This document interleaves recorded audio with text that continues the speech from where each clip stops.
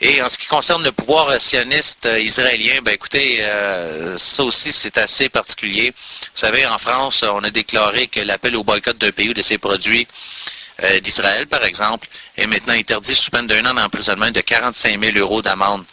Ça a été, j'ai une nouvelle ici de Libération, qui est assez particulier aussi parce que, si vous vous rappelez bien, avant le début de la Deuxième Guerre mondiale, c'est un article du Daily Express, ici qu'on a en photo, où on lit dans le journal « La Judée déclare la guerre à l'Allemagne ».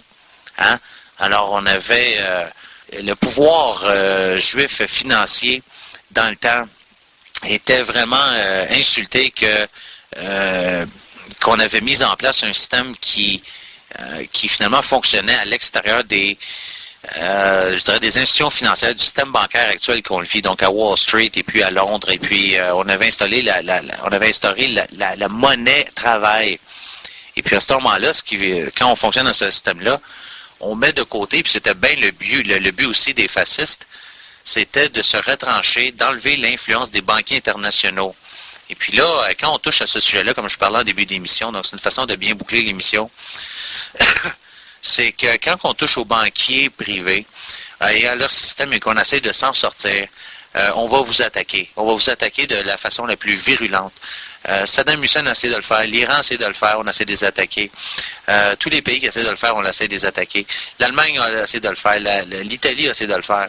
Et puis à ce moment-là, toutes les fois qu'on essaie de se sortir de ce système de dette fractionnaire bancaire, contrôlé par les banquiers privés, qui, écoutez, ça c'est pas parce qu'on est antisémite ou quoi que ce soit, mais ça se retrouve que plusieurs d'entre eux, dont la famille Rothschild, sont juives. Alors, c'est pas, je sais que ça sonne typique, ça sonne démonisation, antisémitisme et puis quoi que ce soit.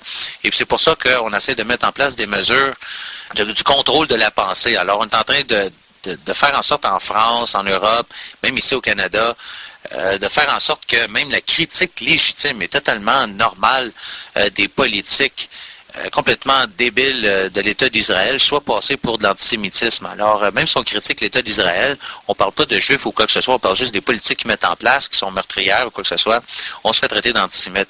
Alors, c'est vraiment pas où on en est rendu. Et puis, ces gens-là, par contre, ils se permettent, eux autres, de déclarer la guerre à l'Allemagne. Hein? Donc, eux autres, ils ont fait ça dans le passé. Mais par contre, nous autres, on veut critiquer les politiques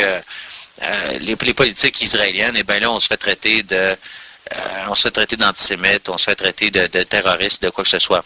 Alors ça, c'est une lourde tendance. Ici au Canada, vous avez Harper qui a continué de donner son support inconditionnel à Israël. Il est même sorti dans les médias en disant que là, peu importe ce qu'Israël ferait, nous autres, on était pour être derrière. En fait, on est tellement derrière Israël qu'on a même assumé sa fonction diplomatique en Amérique du Sud, dans un des pays qui ont refusé de garder l'ambassade israélienne ouverte. Alors nous, on s'est rendu qu'on représente les Israéliens dans certaines ambassades. L'Israël a attaqué le Liban, a attaqué la Palestine, a fait des milliers de morts, a utilisé des armes chimiques, des armes de destruction qui sont interdites par la loi internationale. On a attaqué des gens qui étaient sur un bateau d'aide humanitaire en eau internationale et le Canada a décidé de poursuivre dans sa lancée, le gouvernement Harper, de soutenir Israël coûte que coûte, peu importe si ce sont des lois internationales qui sont brisées.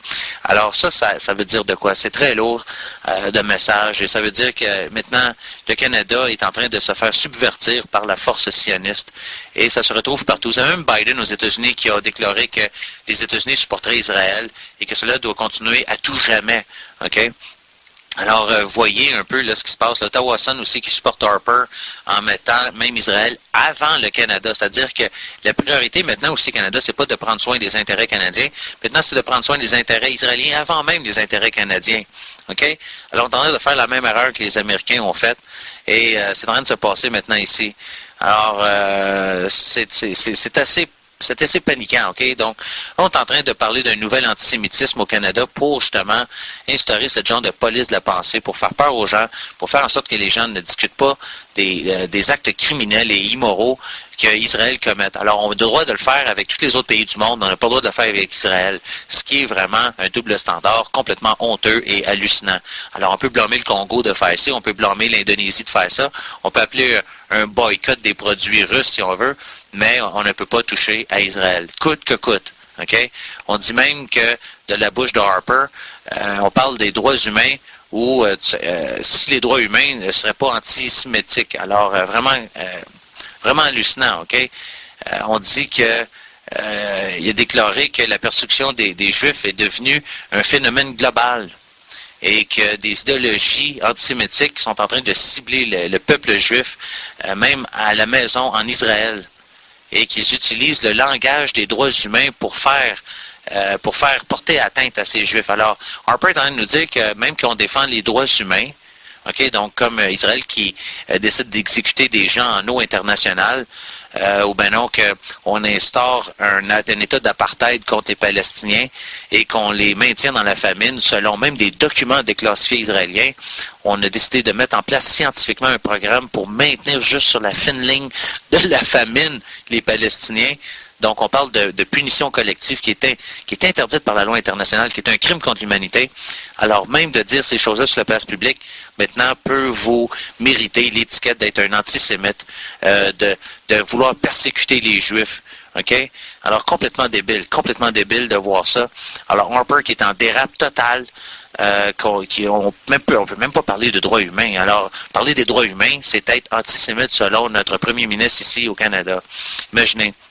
Alors, allez voir ça. C'est quelques documents que je vous ai mis en lien. Et puis, je vais continuer à en parler la semaine prochaine. Je suis loin d'être rendu au bout de mon lot avec ça. Il y en a beaucoup de choses à dire et puis à décortiquer avant que la police de la pensée soit instaurée de façon complète ici au Canada, comme ça l'est en train de se passer en Europe et en France particulièrement. Alors, Stephen Harper qui accuse les Canadiens d'être des antisémites. C'est complètement... Pour la dernière émission de la semaine... de la saison la semaine prochaine, finir de vider ce dossier-là. Je suis désolé si d'émission en émission, là, je vous dis que je vais le faire. Je manque réellement de temps. Mais gardez courage. Ça va se passer la semaine prochaine avant de partir à Noël, ça c'est sûr. Alors, moi je vous salue bien bas. C'était François Marginet pour l'Autre Monde. Portez-vous bien. Ciao.